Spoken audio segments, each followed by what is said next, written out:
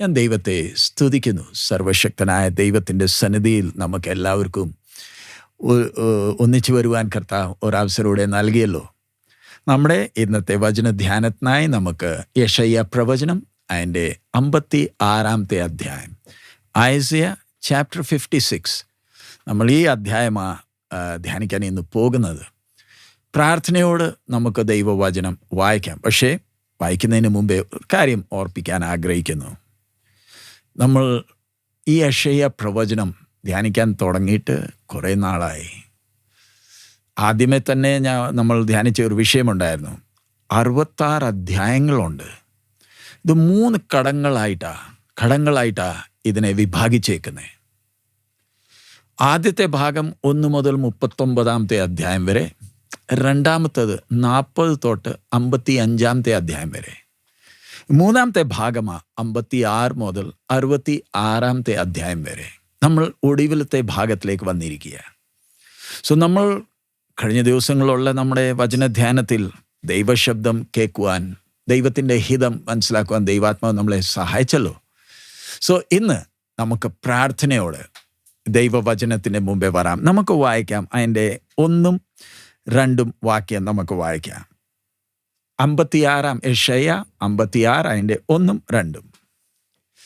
യഹോവ ഇപ്രകാരം അരുളി ചെയ്യുന്നു: എന്റെ രക്ഷ വരുവാനും എന്റെ നീതി വെളിപ്പെടുവാനും അടുത്തിരിക്കിയാൽ ന്യായം പ്രമാണിച്ച് നീതി പ്രവർത്തിപ്പിൻ. ശബ്ബത്തിനെ അശുദ്ധമാക്കാതെ പ്രമാണിച്ചു ദോഷം ചെയ്യാതെ വണ്ണം തന്റെ കൈ സൂക്ഷിച്ചും കൊണ്ട് ഇത് ചെയ്യുന്ന മർത്യനും ഇത് മുറുകെ പിടിക്കുന്ന മനുഷ്യനും ഭാഗ്യവാൻ. നമ്മൾ പ്രാർത്ഥനയോട് ദൈവത്തിൻ്റെ ആത്മാവ് നമ്മളോട് പറയുന്ന കാര്യങ്ങൾ, വെളിപ്പെടുത്തുന്ന കാര്യങ്ങൾ നമ്മൾ എത്ര ശ്രദ്ധ കൊടുക്കേണ്ടതാ. കാരണം നമ്മൾ ബാക്കി ലോക മനുഷ്യർ പോലുള്ള സാധാരണ വ്യക്തികളല്ല.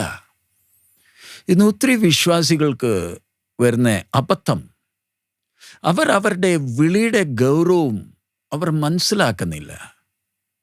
നമ്മളെക്കാട്ടും പഠിത്തവും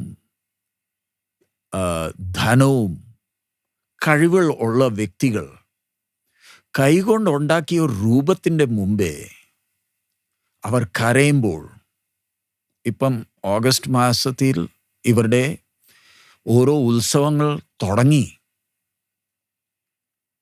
ഇവർ എത്ര ഭക്തിയോടെ ഈ കാര്യങ്ങൾ ചെയ്യുമ്പോൾ സർവശക്തനായ ദൈവം ഇവരുടെ കണ്ണുകളെ പ്രകാശിപ്പിച്ചിട്ടില്ല. അതുകൊണ്ടില്ലയോ മനുഷ്യൻ്റെ പ്രയത്നഫലം മുഖാന്തരം ഉണ്ടാക്കിയ രൂപങ്ങളുടെ മുമ്പേ, ചിത്രങ്ങളുടെ മുമ്പേ ഇവർ കരയുന്നത്. ഇതൊരു സാധാരണ കാര്യമാണോ? ഈ സൃഷ്ടിയെ ഉണ്ടാക്കിയവൻ നമ്മുടെ കണ്ണുകൾ തുറന്നത്. നമ്മൾ ഇവർ ഉണ്ടാക്കിയ രൂപത്തെ നമ്മൾ നോക്കുമ്പോൾ, അവർ ഇതിനെ നോക്കുമ്പോൾ എത്ര വ്യത്യാസമുണ്ട്. ദൈവത്തിൻ്റെ കൃപയില്ലയോ?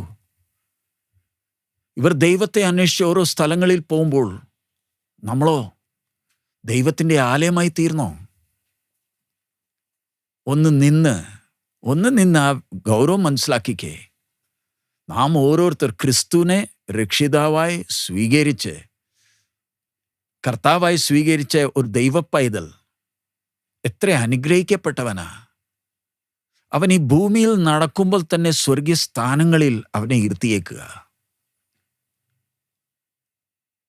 ഈ വ്യക്തിയുടെ അകത്ത് ദൈവത്തിൻ്റെ ആത്മാവ് ഒരു പുതിയ മനുഷ്യനെ സൃഷ്ടിച്ചു. ആ ദൈവത്താൽ നടന്ന ഒരു സംഭവം. ആ പുതിയ മനുഷ്യൻ ദൈവത്താൽ ജനിച്ചവന്. നമ്മുടെ ഈ ശരീരം ദൈവത്തിൻ്റെ ആലയമില്ലയോ? ത്രിയേകനായ ദൈവം, ദൈവത്തിൻ്റെ ആത്മാവ് നമ്മുടെ ഈ മൺകൂടാരത്തിൻ്റെ അകത്ത് വസിക്കുന്ന ഒരു ചെറിയ കാര്യമാണോ? നമ്മൾ സർവശക്തനായ ദൈവത്തിൻ്റെ അവകാശികളില്ലയോ? ക്രിസ്തുവിൻ്റെ കൂടെയുള്ള കൂട്ടവകാശികൾ. ഇത് വാക്കുകൾ മാത്രമാണോ അതോ യാഥാർത്ഥ്യങ്ങളാണോ? നിത്യതയിൽ വാഴുവാൻ കിട്ടിയ ഉയർന്ന വിളിയുള്ളവരില്ലയോ നമ്മൾ? ഇത്രയും ഞാൻ ജസ്റ്റ് ചില കാര്യങ്ങൾ പറഞ്ഞതേ ഉള്ളൂ. ഏറ്റവും അനുഗ്രഹിക്കപ്പെട്ടവർ നമുക്കൊരു പ്രത്യാശയുണ്ടല്ലോ. ഈ ലോകത്തിന് പ്രത്യാശയുണ്ടോ? അവർ ഈ ലോകത്തിൽ അവർ ഓരോ ദിവസം മുന്നോട്ട് പോകുമ്പോൾ അവരെത്ര ബന്ധപ്പെട്ട് ഭാരപ്പെട്ടിട്ട് അവർ ഓരോ ദിവസം മുന്നോട്ട് പോകുന്നേ. അവർ ഒരു ലക്ഷ്യം ഉണ്ടാക്കിയിട്ടുണ്ട്. ആ ലക്ഷ്യം പ്രാപിക്കാൻ വേണ്ടി അവർ എത്ര ബന്ധപ്പെടുന്നുണ്ട്. പക്ഷെ നമ്മൾ പ്രത്യാശയുള്ളവരാ. വീണ്ടും ജനിച്ചവനാണെങ്കിൽ മാത്രമേ പ്രത്യാശ കാണത്തുള്ളൂ. എല്ലാ ക്രിസ്ത്യാനിക്ക് പ്രത്യാശയില്ല. എല്ലാ ക്രിസ്ത്യ കുടുംബത്തിൽ ജനിച്ചവർക്ക് പ്രത്യാശയില്ല. ക്രിസ്ത്യ പേര് പറഞ്ഞിട്ട് കാര്യമില്ല. വീണ്ടും ജനിച്ചവനാണെങ്കിൽ മാത്രമേ അകത്ത് ആ പ്രത്യാശ കാണത്തുള്ളൂ. ഇന്ന് ഒത്തിരി ക്രിസ്ത്യാനികളെ നമുക്ക് കാണാം. പറയുന്നുണ്ട് ഞങ്ങൾ പെന്തിക്കോസ മറ്റേതാ മറിച്ചതാന്ന് പറയുന്നുണ്ടെങ്കിലും അകത്ത് വീണ്ടും ജനനം നടന്നിട്ടില്ലെങ്കിൽ ലോക മനുഷ്യനും ഈ ക്രിസ്ത്യാനി തമ്മിൽ ഒരു വ്യത്യാസവുമില്ല. ലോക മനുഷ്യൻ ജീവിക്കുന്ന പോലെ തന്നെ ജീവിക്കത്തുള്ളൂ. ലോക മനുഷ്യൻ ഏത് കാര്യത്തിൽ തൃപ്തിപ്പെടുന്നോ അതിലെ ഈ വ്യക്തിക്ക് തൃപ്തി കിട്ടത്തുള്ളൂ. സോ നമുക്ക് ഈ പ്രത്യാശയുള്ളപ്പം, ഇത്രയും അനുഗ്രഹങ്ങളുള്ളപ്പം, ഇവിടെ നമ്മൾ വായിച്ച വേദഭാഗം ശ്രദ്ധിക്കണം. ദൈവത്തിൻ്റെ ആത്മാവ് യെശയ്യാ പ്രവാചകൻ മുഖാന്തരം യാക്കോബിൻ്റെ ഗ്രഹത്തോട് ചില കാര്യങ്ങൾ സ്പഷ്ടമായി പറയുക. അതുകൊണ്ട് അതിൻ്റെ തുടക്കത്തിൽ പറയുന്നത് thus saith the Lord. മലയാളത്തിലാണെങ്കിൽ യഹോവ ഇപ്രകാരം അരുളി ചെയ്യുന്നു. കഴിഞ്ഞ കുറച്ച് അധ്യായങ്ങളിൽ ദൈവം തൻ്റെ ജനത്തെ ആശ്വസിപ്പിച്ചു. അവർ അടിമത്വത്തിലാണെങ്കിലും ദൈവം ആശ്വാസ വാക്കുകൾ നൽകി അവരെ ബലപ്പെടുത്തി. ഇനിയും ഈ വാക്യം വായിക്കുമ്പോൾ ദൈവം പറയുന്നുണ്ടല്ലോ, for my salvation is near to come. മലയാളത്തിൽ എന്റെ രക്ഷ വരുവാനും എന്റെ നീതി വെളിപ്പെടുവാനും അടുത്തിരിക്കയാൽ. രക്ഷ വരുവാൻ അടുത്തിരിക്കുക. അതിന്റെ അർത്ഥം, യാക്കോബ് ഗ്രഹമേ, നിന്റെ ഈ പ്രവാസ ദിനങ്ങൾ അവസാനിച്ച് നീ നിന്റെ സ്വന്തം പിതാവിൻ്റെ നാട്ടിലേക്ക് മടങ്ങിപ്പോകുന്ന ദിവസം അടുത്തു. നിന്റെ ഇവിടത്തെയുള്ള ജീവിതം അവസാനിക്കാൻ പോവാ. എൻ്റെ പദ്ധതി പ്രകാരം നിനക്ക് ഇവിടുന്ന് മടങ്ങിപ്പോകാനുള്ള ദിവസം, ആ നിമിഷം അടുത്തുകൊണ്ടിരിക്കുക. ദൈവം ഇസ്രായേൽ ജനത്തോടും മാത്രമല്ല നമ്മളോടും സംസാരിക്കുന്ന രീതി ശ്രദ്ധിച്ചോണം. നമ്മൾ ഓരോരുത്തരും ഈ ലോകത്തിൽ നിന്ന് മാറ്റപ്പെടുന്ന ദിവസം അടുത്തുകൊണ്ടിരിക്കുക. ദൈവ പദ്ധതി പ്രകാരം കർത്താവിൻ്റെ വരവ്, നമ്മുടെ മണവാളന്റെ വരവ് അടുത്തിരിക്കുന്നു. ഇതിൻ്റെ ചില ആശയങ്ങൾ നമ്മൾ മനസ്സിലാക്കണം. ആദ്യമേ, യാക്കോബ് ഗ്രഹമേ, നിനക്ക് മടങ്ങിപ്പോകാൻ ഒരു അർഹതയും ഇല്ല. അതിനുള്ള യോഗ്യത നിനക്കില്ല. നിനക്ക് അർഹതയുള്ളത് ഈ പ്രവാസ ജീവിതം മാത്രമേ ഉള്ളൂ. കാരണം നിന്നോട് എത്ര അവസരങ്ങളിൽ താക്കീത് തന്നതാ, മുന്നറിയിപ്പുകൾ തന്നു. എൻ്റെ പ്രമാണത്തെ നീ വില കൊടുത്തില്ല. ഞാൻ അഭിഷേകം ചെയ്ത് അയച്ച പ്രവാചകന്മാരോട് നീ ചെയ്തത് എന്താ? എൻ്റെ ദൂത് കേട്ടിട്ട് നീ ചെയ്തത് എന്താ? എത്ര അവസരങ്ങളാ ഞാൻ നിന്നോട് ഇടപെട്ടത്. നിന്റെ ഭാവി ഇനി ഈ പ്രവാസമേ ഉള്ളൂ. അതാ എൻ്റെ നീതി, അതാ എൻ്റെ ന്യായം. നീ മടങ്ങിപ്പോകുന്ന സ്വപ്നത്തെയും ചിന്തിക്കണ്ട. പക്ഷെ ദൈവത്തിൻ്റെ കരുണ, ദൈവത്തിൻ്റെ കൃപ നോയിക്കേ. ദൈവമില്ലയോ ഉടമ്പടി ചെയ്തത്? വിശ്വസ്തന. 70 വർഷം തീരാറായി, മടങ്ങിപ്പോകാനുള്ള ദിവസം അടുത്തു. നമ്മുടെ ജീവിതവും നമ്മുടെ കർത്താവ് വരാറായി. നമ്മുടെ രക്ഷയുടെ ദിവസം അടുത്തുന്നേ. രക്ഷയുടെ വിഷയം പറയുമ്പോൾ നമ്മൾ രക്ഷിക്കപ്പെട്ടവരാ. ഈ ദിവസങ്ങളിൽ ദൈവത്തിൻ്റെ ആത്മാവ് നമ്മുടെ ജീവിതത്തിൽ ഈ രക്ഷയുടെ പ്രവൃത്തിയെ പൂർത്തീകരിക്കുന്നുണ്ട്. നമ്മളെ ശുദ്ധീകരിക്കുന്നുണ്ട്, വിശുദ്ധീകരിക്കുന്നുണ്ട്. ഇനിയും മഹത്വപ്പെടുത്തുന്ന ദിവസം, തേജസ്കരിക്കുന്ന ദിവസം അടുത്തു വരുന്നു. ഒന്നിന്നെ അഥവാ മറ്റ് മതങ്ങൾ പോലെ, വിശ്വാസങ്ങൾ പോലെ നമുക്ക് ഈ പ്രത്യാശ ഇല്ലായിരുന്നെങ്കിൽ നമ്മൾ എന്തോ ചെയ്തേനെ? ജാതികളെ നോക്കിക്കേ, അവരുടെ പ്രിയപ്പെട്ടവർ മരിക്കുമ്പോൾ അവരെ അവർ ദഹിപ്പിക്കുക, അഗ്നിദേവന്റെ കയ്യിൽ സമർപ്പിക്കുക, ചിലരെ വെള്ളത്തിൽ ഒഴുകിക്കളയും. ആ പ്രിയപ്പെട്ടവരെ അവർ ദഹിപ്പിക്കുമ്പോൾ ഭക്തിയോടെ നിൽക്കുക, കരയുക, ഇനിയും പിന്നെയും കാണുമെന്ന് പറഞ്ഞ് പ്രത്യാശ അവർക്ക് ആർക്കുമില്ല. നമ്മൾ നമ്മുടെ പ്രിയപ്പെട്ടവരെ കുഴിച്ചിടുന്നത് എന്തിന്? അത്രയും സ്ഥലം നമുക്കും ലാഭിക്കാമല്ലോ. ഒരു സിമിത്തേരി വാങ്ങിക്കണോ? അത്രയും പൈസ ചെലവാക്കണോ? നമുക്ക് ദഹിപ്പിച്ചാൽ എന്താ? നമ്മൾ കുഴിച്ചിടുന്നതിൻ്റെ പുറയിലുള്ള നമ്മുടെ ഒരു വിശ്വാസമുണ്ട്. നമ്മൾ ശ്രദ്ധിക്കണം, ഇന്ന് എത്ര വിശ്വാസികൾ നമ്മുടെ പോലെ തന്നെ അവരെ നമുക്ക് കുഴിച്ചിടുവാൻ കഴിയുന്നില്ല. കാരണം ഭവനക്കാരെല്ലാവരും വിശ്വാസത്തിലില്ല. ചിലയിടത്തൊക്കെ സെമിത്തേരിക്ക് സ്ഥലമില്ലെന്നേ. സെൻട്രൽ ഇന്ത്യ, നോർത്ത് ഇന്ത്യയിലൊക്കെ വന്നാൽ സെമിത്തേരി ചിന്തിക്കാൻ പോലും കഴിയത്തില്ല. അവരുടെ സ്ഥലങ്ങളിൽ ദഹിപ്പിക്കാൻ പോലും അനുവദിക്കുന്നില്ല. അങ്ങനെ എത്ര വിശ്വാസികൾ ഭാരപ്പെടുന്നുണ്ട്. പക്ഷെ നമ്മൾ കുഴിച്ചിടുമ്പോൾ ശ്രദ്ധിക്കണം, നമുക്കൊരു പ്രത്യാശയുണ്ട്. ഉയർത്തെഴുന്നേക്കുന്നേ, അതുകൊണ്ടില്ലേ കുഴിച്ചിടുന്നേ.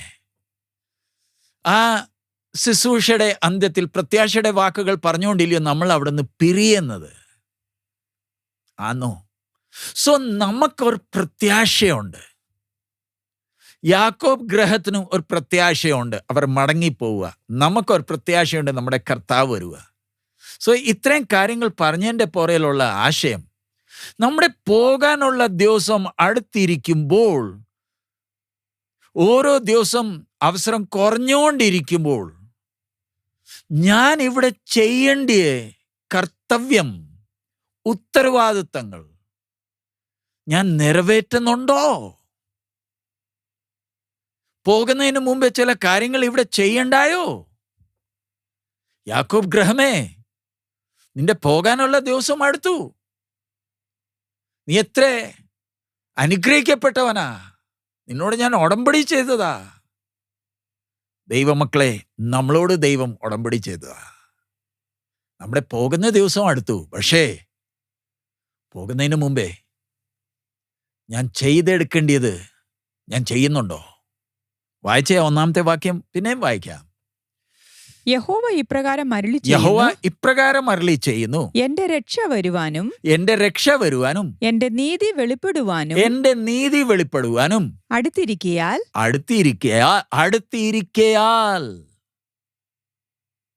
എന്റെ നീതി വെളിപ്പെടുന്ന ദിവസം അടുത്തിരിക്കയാൽ ന്യായം പ്രമാണിച്ച് ഇനി നീ ചെയ്യേണ്ടിയ കാര്യങ്ങൾ നീ ന്യായം പ്രമാണിച്ച് നീതി പ്രവർത്തിപ്പീൻ.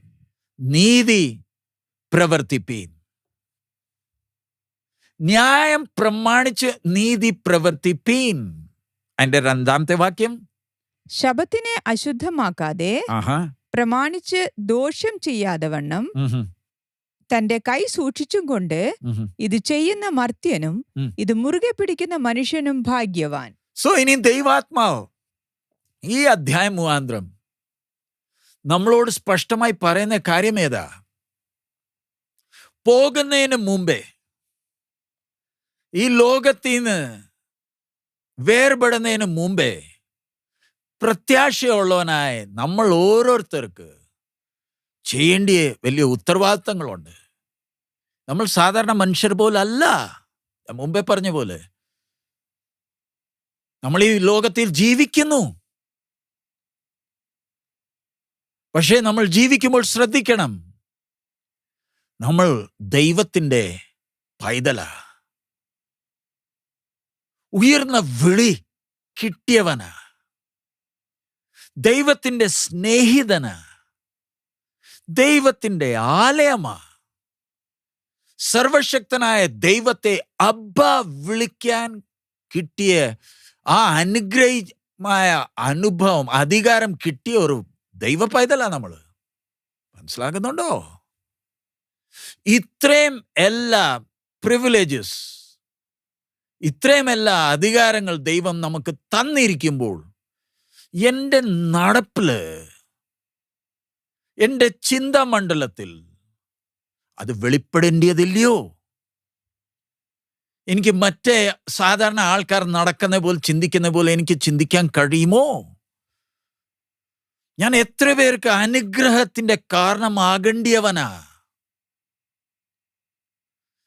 ഈ ലോകത്തില് ദൈവം നമ്മളെ ഉപ്പായിട്ടല്ലയോ വെച്ചിരിക്കുന്നത്? നമ്മൾ ഈ ലോകത്തിന്റെ മധ്യത്തിൽ, ഇരുട്ട് നിറഞ്ഞ ഈ ലോകത്തിൽ വെളിച്ചമായിട്ടല്ലയോ പ്രകാശിക്കേണ്ടിയത്? ഞാൻ പറയാറുണ്ട്, കർത്താവ് വരുന്നു, കർത്താവ് വരുന്നു. പക്ഷേ എൻ്റെ നടപ്പോ? ഭാരപ്പെടുന്ന ഈ ലോകത്തിന്റെ മധ്യത്തിൽ ഞാൻ ജീവിക്കുമ്പോൾ, അന്യായം നിറഞ്ഞ ഈ ലോകത്തിൽ മനുഷ്യൻ ഭാരപ്പെടുമ്പോൾ, ഒരു വിശ്വാസിയെ കാണുമ്പോൾ എത്ര ആശ്വാസമാ അവരനുഭവിക്കേണ്ടത്. എൻ്റെ കൂടെ ജോലി ചെയ്യുന്നവർ, എൻ്റെ അയലോക്കത്തിൽ താമസിക്കുന്നവർ, എൻ്റെ ബന്ധക്കാർ, എൻ്റെ സ്വന്തക്കാർ, എന്നെ എത്ര പേർ അറിയുന്നുണ്ട്. ഞാൻ അവരുടെ മുമ്പേ എൻ്റെ നടപ്പ് മുഖാന്തരം എന്തുവാ വെളിപ്പെടുത്തിയത്? ഇംഗ്ലീഷിലാണെങ്കിൽ keep ye judgment and do justice. ഒന്നാമത്തെ വാക്യം. ന്യായം പ്രമാണിച്ച് നീതി പ്രവർത്തിപ്പിക്കുക. ന്യായം പ്രമാണിച്ച് നീതി പ്രവർത്തിക്കുക. ഒന്ന് നിന്നെ, നമ്മുടെ ജീവിതം, ദൈവത്തിന്റെ ആത്മാവ് നമ്മളോട് സ്പഷ്ടമായി പറയുന്ന കാര്യങ്ങളാ. ന്യായം പ്രമാണിച്ച് ഞാൻ നീതി പ്രവർത്തിക്കുന്നുണ്ടോ? ഈ ലോകത്തിൽ ന്യായമില്ലല്ലോ. കോടതി പോയാൽ, പോലീസിന്റെ മുമ്പേ പോയാൽ, അധികാരികളുടെ മുമ്പേ പോയാൽ ന്യായമെല്ലാം കാണുന്നുണ്ടോ? അനീതിയില്ലയോ കാണുന്നത്? എത്ര ജനം ഭാരപ്പെടുന്നുണ്ടെന്നേ. പോലീസ് സ്റ്റേഷന്റെ വെളിയിൽ ഇരുന്ന ആൾക്കാർ കരയുന്നത് കണ്ടിട്ടുണ്ടോ? കോടതിയുടെ വെളിയിൽ ഭാരപ്പെടുന്ന ആൾക്കാരെ കണ്ടിട്ടുണ്ടോ? അവർക്ക് ന്യായമില്ല, നീതിയുമില്ല. ഞാനൊരു ദൈവ പൈതൽ, എൻ്റെ ഉത്തരവാദിത്വം, എന്നോട് ഇടപെടുന്നോട് അവരോട് ഞാൻ ആ നീതി കാണിച്ചിട്ടുണ്ടോ? ഒന്ന് തിരിഞ്ഞു നോക്കിക്കേ. ഞാൻ അവരോട് നീതിയായി പ്രവർത്തിക്കുന്നുണ്ടോ? ഞാൻ അവരെക്കുറിച്ച് ഒത്തിരി കാര്യങ്ങൾ മനസ്സിലാക്കി, അവർ എന്നെക്കുറിച്ച് ഒത്തിരി കാര്യങ്ങൾ മനസ്സിലാക്കിയിട്ടുണ്ടല്ലോ. നീതിമാനായ ദൈവം ശ്രദ്ധിക്കുന്നുണ്ടോ? നമ്മുടെ പ്രവൃത്തികൾ നമ്മുടെ പിന്നാലെ വരുമെന്ന് ദൈവവചനം സ്പഷ്ടമായി പറഞ്ഞിട്ടുണ്ടോ? കർത്താവിൻ്റെ കാഹളം ധ്വനിക്കുമ്പോൾ രഹസ്യവരവിൽ ദൈവത്തിൻ്റെ നീതിയിൽ ഇവിടുന്ന് പോകാൻ അനുവദിക്കുമോ? അതും അതിൻ്റെ മുമ്പേ എൻ്റെ ഓട്ടം അവസാനിച്ചു. കാഹളം ധ്വനിക്കുമ്പോൾ ഞാൻ ഉയർത്തെഴുന്നേക്കുമോ? എത്ര വലിയ ഉത്തരവാദിത്വമാ. നമ്മൾ തിരുമേശയിൽ പങ്കെടുക്കുന്നുണ്ട്, സ്നാനപ്പെട്ടിട്ടുണ്ട്. പക്ഷെ ഈ ദിവസങ്ങളിലുള്ള എൻ്റെ നടപ്പ്, ഞാൻ എന്നെക്കുറിച്ച് തന്നെ ഭാരപ്പെട്ടുകൊണ്ടാണോ നടക്കുന്നത്? എൻ്റെ കുടുംബത്തെക്കുറിച്ച് മാത്രം കരഞ്ഞുകൊണ്ട് മൂങ്ങിക്കൊണ്ടാണോ ഞാൻ നടക്കുന്നത്? ഒരു ദൈവ പൈതൽ എത്ര ജനത്തിന് അനുഗ്രഹത്തിൻ്റെ കാരണമാകേണ്ടിയവനാ. അടുത്തത് അതിൻ്റെ രണ്ടാമത്തെ വാക്യം. പിന്നെ ആ ഒന്നാമത്തെ വാക്യത്തിൽ പറയുന്നേ, and my righteousness to be revealed. ഒന്നുകൂടെ വായിച്ചേ. എന്റെ നീതി വെളിപ്പെടുവാനും അടുത്തിരിക്കയാൽ. എന്റെ നീതി വെളിപ്പെടുവാൻ, അതിന്റെ അർത്ഥം ദൈവജനം ഇവിടുന്ന് മടങ്ങിപ്പോകുമ്പോൾ അതിന്റെ നീതി വെളിപ്പെടുക. കർത്താവേ, ഇതാണോ നിന്റെ നീതി? അതെ, ഞാൻ വിശ്വസ്തനാ, ഞാൻ ഉടമ്പടി ചെയ്തവനാ, എൻ്റെ വാക്കുകൾക്ക് ഒരു മാറ്റവും ഇല്ലെന്നേ, ഞാൻ നീതിമാനാ. ഇനി രണ്ടാമത്തെ വാക്യത്തിൽ പറയുന്നേ, blessed is the man that ഡത്ത് this. ഇംഗ്ലീഷില് മലയാളത്തിൽ ശബത്തിനെ അശുദ്ധമാക്കാതെ പ്രമാണിച്ച് ശബ്ബത്തിനെ അശുദ്ധമാക്കാതെ പ്രമാണിച്ച് ദോഷം ചെയ്യാതെ വണ്ണം തന്റെ കൈ സൂക്ഷിച്ചുകൊണ്ട് ഇത് ചെയ്യുന്ന മർത്യനും ആഹാ ഇത് മുറുകെ പിടിക്കുന്ന മനുഷ്യനും ഭാഗ്യവാൻ. ആര്? നീ പ്രവാസത്തിലാ, നീ അടിമത്വത്തിലാണെങ്കിലും സബ്ബത്ത് നീ പ്രമാണിക്കുന്നുണ്ടോ? അതിന്റെ അർത്ഥം എന്റെ കൽപ്പനകളെ നീ അനുസരിക്കുന്നുണ്ടോ? അതോ മടങ്ങിച്ചെന്നാലേ നീ അനുസരിക്കത്തുള്ളോ?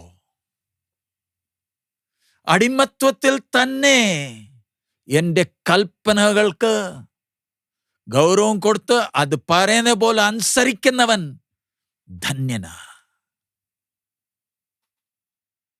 നമ്മളെ നോക്കുമ്പോൾ ഞാൻ ദൈവവചനത്തിന് പ്രാധാന്യം കൊടുക്കുന്നുണ്ടോ? ആ ദൈവവചന പ്രകാരമാണോ എൻ്റെ ജീവിതത്തെ ഞാൻ ക്രമപ്പെടുത്തിയിരിക്കുന്നത്? ദൈവവചനം പറയുന്ന പോലാണോ ഞാൻ ചെയ്യുന്നത്, അതോ മറ്റോർ പറയുന്ന പോലാണോ? ആൾക്കാർ എന്തോ ചിന്തിക്കും, ആൾക്കാർ എന്തോ പറയും, ആ വിഷയമാണോ എന്നെ ഭരിക്കുന്ന എൻ്റെ തീരുമാനങ്ങളിൽ? നമ്മൾ കണക്ക് കൊടുക്കേണ്ടത് നമ്മുടെ ബന്ധക്കാർക്കും അയൽവക്കക്കാർക്കും പ്രിയപ്പെട്ടവരുടെ മുമ്പേ അല്ല, എന്നെ രക്ഷാദാനമായി തന്നവന്റെ മുമ്പേ ഞാൻ എൻ്റെ ജീവിതത്തിന്റെ കണക്ക് കൊടുക്കേണ്ടത്. ചെയ്യുന്നതെല്ലാം ദൈവവചനപ്രകാരമാണോ? ഏത് വിഷയമായിക്കോട്ടെ, എന്നെ നീതീകരിക്കാൻ ശ്രമിക്കല്ലേ, ബന്ധപ്പെടല്ലേ. വചനം പറയുന്ന പോലാണോ എൻ്റെ ജീവിതം ഞാൻ പണിഞ്ഞിരിക്കുന്നത്? വചനമാണോ എൻ്റെ പാതയ്ക്ക് വെളിച്ചം? മറ്റവർ എന്തോ ചെയ്തോ അതല്ല വിഷയം. നീ അടിമത്വത്തിലാ, നീ കഷ്ടതയിലാ, അത് പറഞ്ഞിട്ട് കാര്യമില്ല. നിന്റെ ജീവിതം വചനം അടിസ്ഥാനമാണോ? അങ്ങനെയാണെങ്കിൽ നീ ധന്യൻ, എൻ്റെ സബ്ബത്ത് പ്രമാണിക്കുന്നവൻ. അടുത്തത് വായിച്ചേ, അതിൻ്റെ 3-ാമത്തെ വാക്യം. യഹോവയോട് ചേർന്നിട്ടുള്ള അന്യജാതിക്കാരൻ യഹോവ എന്നെ തന്നെ തന്റെ ജനത്തിൽ നിന്ന് അശേഷം വേർപെടുത്തുമെന്ന് പറയരുത്. ഷണ്ണനും ഞാൻ ഒരു ഉണങ്ങിയ വൃക്ഷമെന്ന് പറയരുത്. അതിന്റെ 4-ാമത്തെ, എന്റെ ശബത്ത് ആചരിക്കുകയും എനിക്ക് ഇഷ്ടമുള്ളത് തിരഞ്ഞെടുക്കുകയും എന്റെ നിയമം പ്രമാണിക്കുകയും ചെയ്യുന്ന ഷണ്ണന്മാരോട് യഹോവയായ ഞാൻ ഇപ്രകാരം പറയുന്നു. ഇത്ര മതി. നമുക്ക് അതിന്റെ 3-ന്റെ ആദ്യമേ ഒന്നുകൂടെ വായിക്കാം. യഹോവയോട് ചേർന്നിട്ടുള്ള അന്യജാതിക്കാരൻ. ഇനി ഒന്ന് ശ്രദ്ധിക്കണം, ഇനി ദൈവത്തിന്റെ ആത്മാവ് പറയുന്ന ആരെ കുറിച്ചാ? ഈ അന്യജാതിക്കാരനും ഷണ്ണനും, ഇവർ രണ്ടുപേരുടെ കുറിച്ച് ദൈവത്തിന്റെ ആത്മാവ് പറയുന്നത്. ഈ അന്യജാതികാരൻ പറഞ്ഞാൽ ആരാ?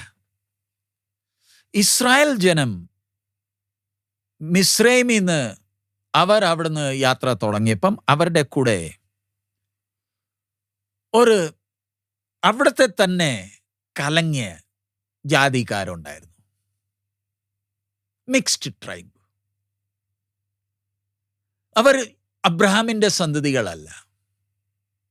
അവരും ഇവരുടെ കൂടെ അവസരം നോക്കി അവരും തിരിച്ചു.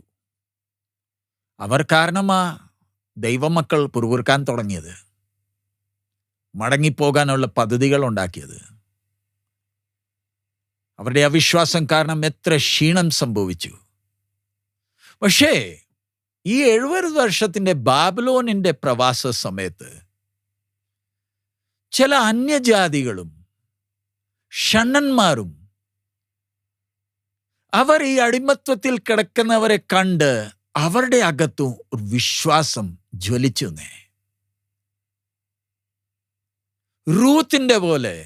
റൂത്ത് നവമിയോട് പറഞ്ഞ പോലെ തന്നെ ഇങ്ങനത്തെ ചില അന്യജാതികളും ഷണ്ണന്മാരുണ്ട്. നിന്റെ ദൈവം എൻ്റെ ദൈവം, നിന്റെ ജനം എൻ്റെ ജനം. ഒരു ശദ്രക്, മേശക്, അബേദ്നെഗോ, ദാനിയേൽ ഇങ്ങനത്തെ ചെറുപ്പക്കാരുടെ വിശ്വാസം കണ്ട് ജാതികൾ തീരുമാനിച്ചു, ഞങ്ങൾക്കും ഈ ദൈവം മതി. ചില ഷണ്ണന്മാർ പറഞ്ഞു, ഞങ്ങൾ ഉണങ്ങിയ മരങ്ങളാണെങ്കിലും വൃക്ഷങ്ങളാണെങ്കിലും ഞങ്ങൾക്ക് ഈ ദൈവം മതി, ഞങ്ങളും ഈ പ്രമാണത്തെ അനുസരിക്കുന്നേ. അതിൻ്റെ ഗൗരവം മനസ്സിലാകുന്നുണ്ടോ? എൻ്റെ ജീവിതത്തിൽ ഞാൻ കഷ്ടതയെന്ന് കടന്നു പോകുമ്പോൾ ചിലർ എൻ്റെ ജീവിതത്തെ കണ്ട് അവർ തീരുമാനിച്ചു, ഞങ്ങൾക്കും ഈ ദൈവം മതി. ജാതികളാ, ഈ ജാതികളും ഷണ്ണന്മാർക്ക് ആലയത്തിൽ പ്രവേശനം അനുവാദമില്ല. എന്നിട്ടും അവർ തീരുമാനിച്ചത്, ഞങ്ങൾക്ക് ഈ ദൈവം മതി. നമ്മൾ കഷ്ടതയിലായിരിക്കുമ്പോൾ, തീച്ചൂളയെന്ന് കടന്നു പോകുമ്പോൾ, ആശ്വാസം കിട്ടാതെ വരുമ്പോൾ എത്ര പേർ നമ്മളെ ശ്രദ്ധിക്കുന്നുണ്ട്. നമ്മൾ ആശുപത്രിയിൽ ആ കട്ടിലെ കിടക്കുമ്പോൾ നഴ്സുമാരും ഡോക്ടർമാർ ശ്രദ്ധിക്കുന്നില്ലയോ? ഈ ദൈവത്തിൻ്റെ ആലയമാ, ദൈവത്തിൻ്റെ സ്നേഹിതനാ, ഈ സൃഷ്ടിയുടെ അവകാശിയായി ഇത് കിടക്കുന്നത്. കുടുംബത്തിൽ പ്രശ്നങ്ങൾ കടന്നു വരുമ്പോൾ ബന്ധക്കാർ നമ്മളെ ശ്രദ്ധിക്കുന്നില്ലയോ? നമ്മുടെ വാക്കുകൾ ശ്രദ്ധിക്കുന്നില്ലയോ? ഇവിടെ ഒന്നുകൂടെ വായിച്ച ആ 3-ാമത്തെ വാക്യം. യഹോവയോട് ചേർന്നിട്ടുള്ള അന്യജാതിക്കാരൻ, യഹോവയോട് ചേർന്നിട്ടുള്ള അന്യജാതിക്കാരന് യഹോവ എന്നെ തന്റെ ജനത്തിൽ നിന്ന്, യഹോവ എന്നെ തൻ്റെ ജനത്തിൽ നിന്ന് അശേഷം വേർപെടുത്തും എന്ന് പറയരുത്. അവൻ പറയല്ലേ, അവൻ പറയല്ലേ. ഈ യഹോവ എന്നോട് മോഹപക്ഷം കാണിക്കുമെന്ന് അവൻ ആ ചിന്ത വരല്ലേ. അവൻ ഈ വിശ്വാസത്തിനു വേണ്ടി ഇറങ്ങി തിരിച്ചവനാ. ഈ വാക്കുകൾ എത്ര ഗൗരവമുള്ളതാ. ഈ ദൈവം എന്നെ സ്വീകരിക്കുമോ? ഞാൻ അന്യജാതികാരനാ, ഞാൻ ഒരു ഷണ്ണനാ. ഞങ്ങൾക്ക് സന്തതി ഉണ്ടാകത്തില്ല. ലോകം നോക്കുമ്പോൾ ഞങ്ങൾ ശപിക്കപ്പെട്ടവരാ, ഉണങ്ങിയ മരങ്ങളാ. ഈ ദൈവം ഞങ്ങളെ സ്വീകരിക്കുമോ? വായിച്ച അതിൻ്റെ 4-ാമത്തെ വാക്യം. എന്റെ ശബ്ബത്ത് ആചരിക്കുകയും, എന്റെ സബ്ബത്ത് അവർ ആചരിക്കുന്നുണ്ട്. ജാതികളാ, ഷണ്ണനാ. അവനും ആ കനാനി സ്ത്രീയുടെ വാക്കുകൾ ഓർമ്മയുണ്ടല്ലോ. ജാതികൾ അവർ സബ്ബത്ത് ആചരിക്കുന്നു പറയുമ്പോൾ അവരുടെ ജീവിതത്തിൽ അവർ ദൈവവചനത്തിന് പ്രാധാന്യം കൊടുക്കുന്നുണ്ട്. ഞങ്ങളും ഈ സെൻട്രൽ ഇന്ത്യയിലും നോർത്ത് ഇന്ത്യയിലും വേറെ ഒത്തിരി രാജ്യങ്ങളിൽ പോയി ശുശ്രൂഷിക്കുമ്പോൾ കണ്ണ് നിറയുന്നേ. ജാതികൾ ഈ സത്യത്തെ അറിഞ്ഞിട്ട് അവരും ഈ എത്ര വില കൊടുത്തിട്ടും ക്രിസ്തുവിന് വേണ്ടി അവർ പിടിച്ചു നിൽക്കുക. നമ്മളിൽ വിശ്വാരം നമ്മുടെ പിതാക്കന്മാർ ക്രിസ്ത്യാനികളാ, അന്യമതത്തിൽ നിന്ന് വന്നവരല്ല. പക്ഷെ ഇവിടെ നമുക്ക് കാണാലോ എത്ര ജാതികൾ, എത്ര ഉപദ്രവം അവർ സഹിക്കുന്നുണ്ട്. അവരും തീരുമാനിച്ചു, എന്തോ വന്നാലും പാസ്റ്ററെ ഞങ്ങൾക്ക് വേണ്ടി പ്രാർത്ഥിക്കണം, ഈ സത്യത്തിന് വേണ്ടി ഞങ്ങൾക്ക് നിൽക്കണം. ഇതാ സത്യം.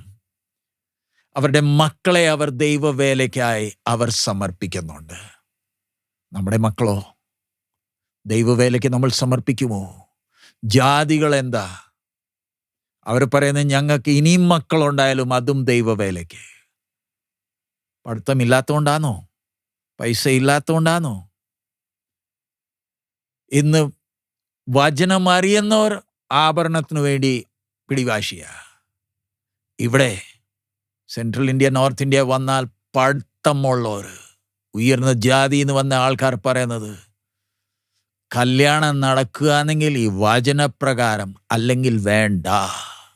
പ്രൊഫസർമാരുണ്ട്, ഡോക്ടർമാരുണ്ട്.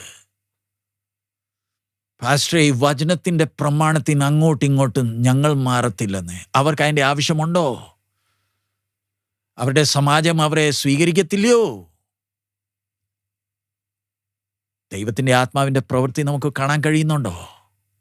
വായിച്ചേ അതിൻ്റെ താഴെ 4 തന്നെ വായിച്ചേ. എന്റെ ശബ്ബത്ത് ആചരിക്കുകയും, എനിക്ക് ഇഷ്ടമുള്ളത് തിരഞ്ഞെടുക്കുകയും, എന്റെ നിയമം പ്രമാണിക്കുകയും ചെയ്യുന്ന ഷണ്ണന്മാരോട് യഹോവയായ ഞാൻ ഇപ്രകാരം പറയുന്നു. ഇനി യഹോവ ഇവരോട് എന്തുവാ പറയുന്നത്? ഒന്ന് ശ്രദ്ധിച്ചേ. ഞാൻ അവർക്ക് എന്റെ ആലയത്തിലും, ഞാൻ അവർക്ക് എന്റെ ആലയത്തിലും എന്റെ മതിലകങ്ങളിലും പുത്രീപുത്രന്മാരെക്കാൾ വിശേഷമായൊരു ജ്ഞാപകവും നാമവും കൊടുക്കും. ഞാൻ അവർക്ക് വിശേഷമായ നാമം കൊടുക്കുന്നേ. അടുത്തത് ഛേദിക്കപ്പെടാത്ത ഒരു ശാശ്വത നാമം തന്നെ ഞാൻ അവർക്ക് കൊടുക്കും. ഞാൻ അവർക്കൊരു നാമം കൊടുക്കും. യഹോവയെ സേവിച്ച് ശ്രദ്ധിക്കണം. അവന്റെ നാമത്തെ സ്നേഹിച്ച് അവന്റെ ദാസന്മാരായിരിക്കേണ്ടതിന് യഹോവയോട് ചേർന്ന് വരുന്ന അന്യജാതിക്കാരെ ശബത്തിനെ അശുദ്ധമാക്കാതെ ആചരിക്കുകയും എന്റെ നിയമം പ്രമാണിച്ച് നടക്കുകയും ചെയ്യുന്നവരൊക്കെയും തന്നെ ഞാൻ എന്റെ വിശുദ്ധ പർവ്വതത്തിലേക്ക് കൊണ്ടുവന്ന് അവരെ കൊണ്ടുവന്ന് എന്റെ പ്രാർത്ഥനാലയത്തിൽ അവരെ സന്തോഷിപ്പിക്കും. അവരുടെ ഹോമയാഗങ്ങളും ഹനനയാഗങ്ങളും എന്റെ യാഗപീഠത്തിന്മേൽ ജാതികളും ഷണ്ഡന്മാരുടെ ഹോമയാഗങ്ങളും അനനയാഗങ്ങളും എന്റെ യാഗപീഠത്തിൽ പ്രസാദകരമായിരിക്കും. എന്റെ ആലയം സകല ജാതികൾക്കുമുള്ള പ്രാർത്ഥനാലയം എന്ന് വിളിക്കപ്പെടും. സകല ജാതികൾക്കുള്ള പ്രാർത്ഥനാലയം അറിയപ്പെടും. അടുത്തത് ഞാൻ അവരോട് അവരുടെ ശേഖരിക്കപ്പെട്ടവരോട് തന്നെ ഇനി മറ്റുള്ളവരെയും കൂട്ടിച്ചേർക്കുമെന്ന് ഇസ്രായേലിന്റെ ഭ്രഷ്ടന്മാരെ ശേഖരിക്കുന്ന ദൈവമായ യഹോവയുടെ അരുളപ്പാട്. അത്രയും മതി. ജാതികളോടും ഷണ്ഡന്മാരോടും ദൈവം പറയുന്ന വാക്കുകൾ നമ്മൾ ശ്രദ്ധിച്ചോ? ദൈവത്തിന്റെ ആലയം പറയുമ്പോൾ ദൈവസഭ. ഈ ദൈവസഭയ്ക്കകത്ത് ഒരു ദൈവസഭയുള്ളല്ലോ. ഈ ദൈവസഭയ്ക്കകത്ത് എത്ര ജാതികളിൽ നിന്നും എത്ര വ്യത്യസ്തമായ ജനങ്ങളെ ദൈവം ഇതിൻ്റെ അകത്ത് കൊണ്ടുവന്നു. ശ്രദ്ധിക്കേണ്ടതാ. പക്ഷെ ഇന്ന് നമ്മൾ കാണുന്നത്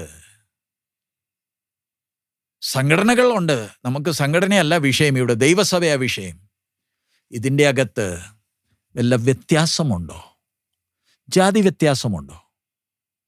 ഉയർന്ന ജാതി, താഴ്ന്ന ജാതി, പഠിത്തമുള്ളവർ, പഠിത്തമില്ലാത്തവർ, ഇത് നമുക്ക് സഭകളിൽ കാണാമല്ലോ. മക്കളുടെ കല്യാണം വരുമ്പോൾ ഇതെല്ലാം അന്വേഷിക്കാറുണ്ടല്ലോ. അതുകൊണ്ടില്ലയോ തിരുമേശയിൽ ഒരു പാനപാത്രത്തിൽ നിന്ന് കുടിക്കാൻ കഴിയാത്തത്? അതിൻ്റെ ചരിത്രം അറിയാമല്ലോ. ഇത് അമേരിക്കയിൽ ഒഹായോ സ്റ്റേറ്റിൽ ആരംഭിച്ച ഒരു വിഷയമാണ്. പണ്ട് വെള്ളക്കാർക്കും കറമ്പന്മാർക്കും ഒന്നിച്ച് പ്രാർത്ഥിക്കാൻ കഴിയത്തില്ലായിരുന്നു. അസൂസ സ്ട്രീറ്റ് റിവൈവലിന്റെ പുറകിലുള്ള ചരിത്രം 1900s വില്യം ജെ സേമോറിന് അകത്ത് കയറാൻ ഒക്കത്തില്ലായിരുന്നു. വെളിയിൽ ഷെഡ് ഇരുന്നുകൊണ്ട് പ്രാർത്ഥിക്കാൻ തുടങ്ങി. അവൻ കറമ്പനായിരുന്നു. അവിടെ വെച്ചാ ദൈവാത്മാവിൻ്റെ പ്രവൃത്തി ആരംഭിച്ചത്.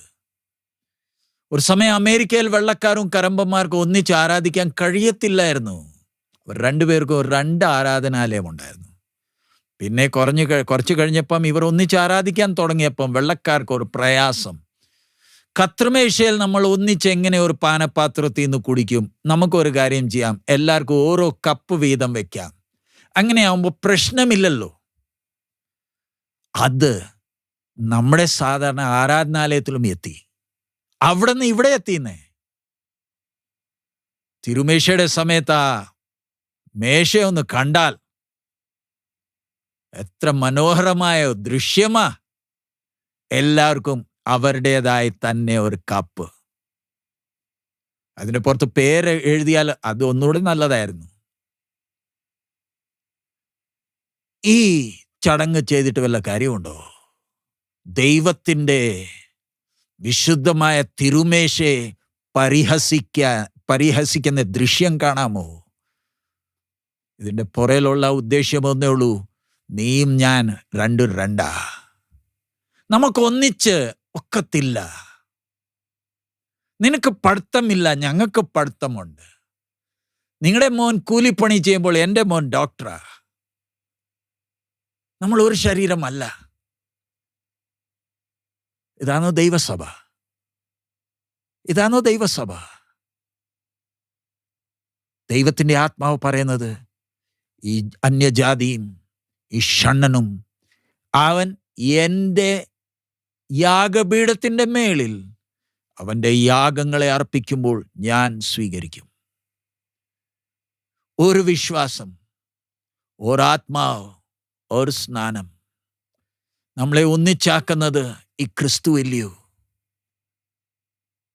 ആ ഐക്യതയുടെ മനസ്സില്ലെങ്കിൽ പിന്നെ എങ്ങോട്ട് പോകാനായിരിക്കുന്നത്? കാഹളം ധ്വനിച്ച കേക്കുമോ?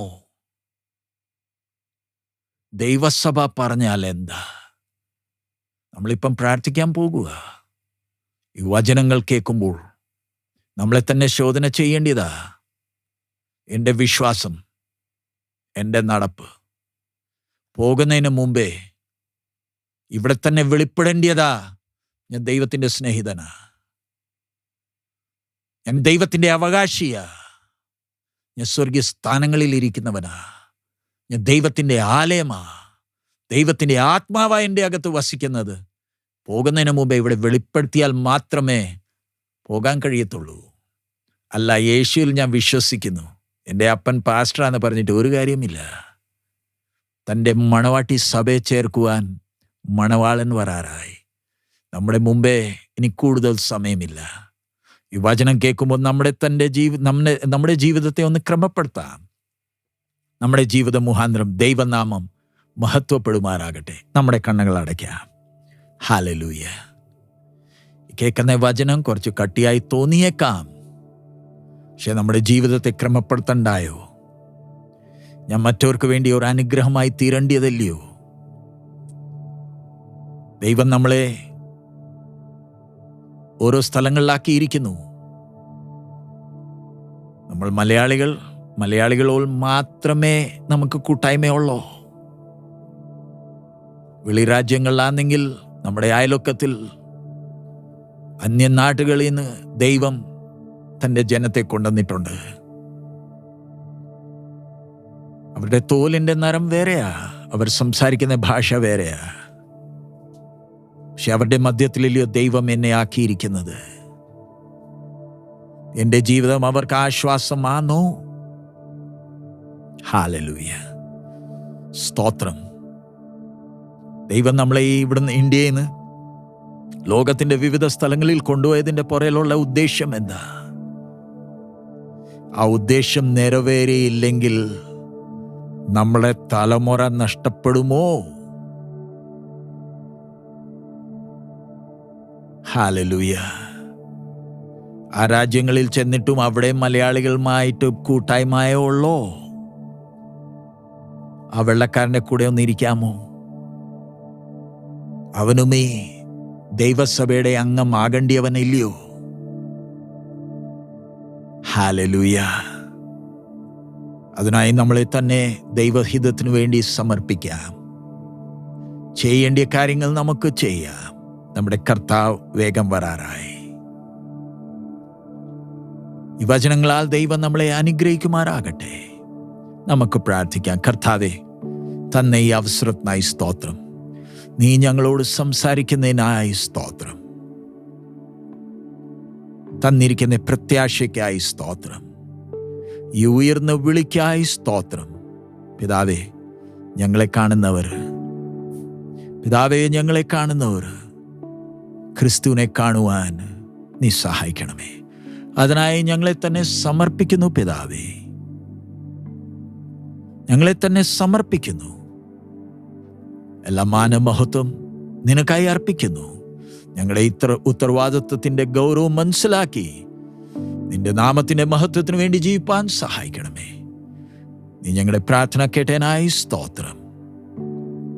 എല്ലാ മാനമഹത്വവും നിനക്കായി അർപ്പിക്കുന്നു, യേശുവിൻ നാമത്തിൽ തന്നെ. ആമേൻ. പിതാവിൻ്റെ സ്നേഹം, പുത്രൻ്റെ കൃപയും പരിശുദ്ധാത്മായുടെ കൂട്ടായ്മ നമ്മൾ ഓരോരുത്തരുടെ കൂടെ നമ്മുടെ കർത്താവിൻ്റെ വരവ് വരെ ഉണ്ടായിരിക്കുമാറാകട്ടെ. ആമേൻ. ദൈവം നമ്മളെ ഓരോരുത്തരെയും അനുഗ്രഹിക്കുമാറാകട്ടെ. നമ്മൾ ഇന്ന് ആരാധനയിൽ പങ്കെടുക്കുമ്പോൾ ഞങ്ങൾ UK-യിലായിരിക്കുന്നു. ഒടുവിലത്തെ ആഴ്ചയായി ഇവിടെ ഞങ്ങൾക്ക് വേണ്ടി പ്രാർത്ഥിക്കുക. പോകുന്നിടത്ത് എല്ലാം ദൈവനാമത്തിൻ്റെ മഹത്വം വെളിപ്പെടുവാൻ നിങ്ങൾ പ്രാർത്ഥനയെ ഞങ്ങളെ ഓർക്കുക. നമ്മുടെ കർത്താവ് വേഗം വരാറായി. മാറാനാഥ.